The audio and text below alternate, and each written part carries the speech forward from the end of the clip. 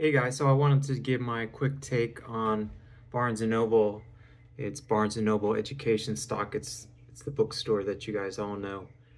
And lately they turned into, for the last 5 to 10 years, they turned into a dinosaur compared to Amazon and how quickly you can get books now. And then also the move to digital. A lot of students and everything like that are getting their books online and not even having to get textbooks.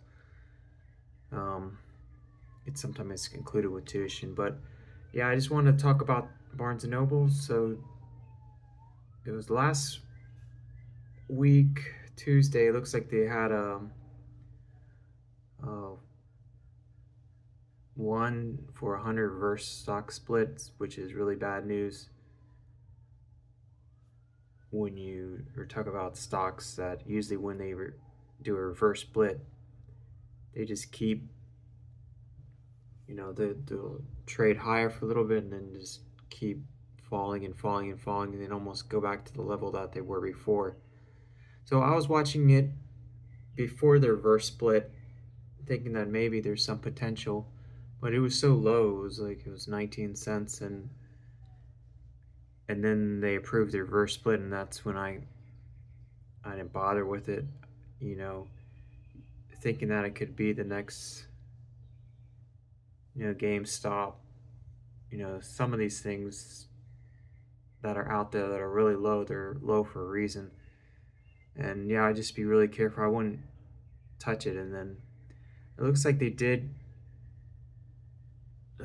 get a new CEO or got rid of the other one. And looks that's all I can tell. And then, but lately it's just been falling. Um, yeah, it was around trading maybe around $8, but I mean, relatively speaking,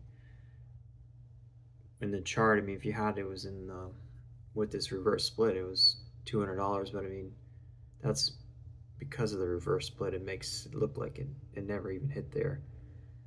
But yeah, I would be hands off. I wouldn't touch it. I wouldn't touch it now, especially with the reverse split that you guys are thinking that it could be a GameStop. I mean, you never know. With they could have some if they got more into the digital space.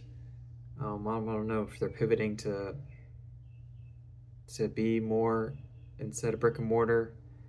They sort of have the same problem that GameStop has with now everybody's getting their textbook digital. Basically, you can you go to classes now and then you don't even need a physical textbook, and it's easier just to get the digital version. And a lot of times it comes with your tuition, depending where you go to school. And instead of lugging around that huge textbook, but it's up to. And then reading books now, I think yeah, you would want to go to a physical store to check out books instead of. I still think they have that in favor if you're really into reading, and instead of just trying to figure out what to read on Amazon, and it's hard to gauge that without picking up the book itself. And so I think they still have that going for them. And then, but a lot of people you see at Barnes and Noble, they're just browsing and getting coffee and just checking out the books and never buying anything. And it was slowly degrading after a while. They're just checking out the magazines, the books, getting coffee more so their coffee business was more booming than the books. But you're like me, I haven't been to Barnes and Noble in forever. Um, that's what a lot of people would do, just browse and never buy anything. But yeah, I'd just be really cautious with Barnes and Noble. It's just my take on it. Just be hands off. It's like everything else. They're all trying to, all these meme stocks are trying to thinking that it's the next GameStop or anything like that. Some of them could be, but you just got to really look at their business model and if they're turning things around or not. But I really don't see GameStop. I mean, I'm comparing it already. Barnes and Noble doing that right now, but you never know. But they just lost so much in earnings, and they're already targeting it to go back to 75 cents. So yeah, I would stay away from it. There's way better things to get into.